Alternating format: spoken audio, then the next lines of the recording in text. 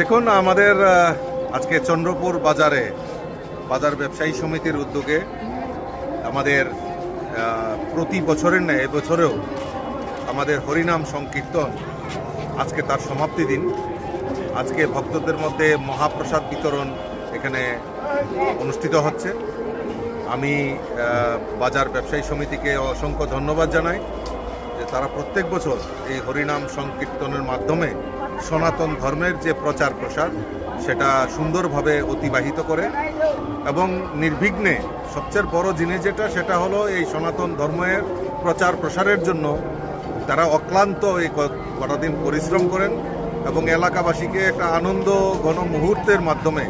সকলকে মিলে যে আমাদের এক ত্রিপুরা শ্রেষ্ঠ ত্রিপুরা গড়ার লক্ষ্যে যে আমাদের মাননীয় মুখ্যমন্ত্রীর যে সংকল্প, সেই সংকল্পকে বাস্তবায়নের জন্য এই আমাদের সমস্ত সম্প্রদায়ের লোককে একত্রিত করে এরকম হরিনাম সংকীর্তন বা এটাকে উপলক্ষ করে মেলা, লোক সমাগম, এটা আমাদের কাছে একটা পরম্পরা। এই পরম্পরাকে ঐতিহ্যবাহী করেই আমাদের এই চন্দ্রপুর বাজার ব্যবসায়ী সমিতিও আজকে এই শুভ মহতী অনুষ্ঠানের আয়োজন করে।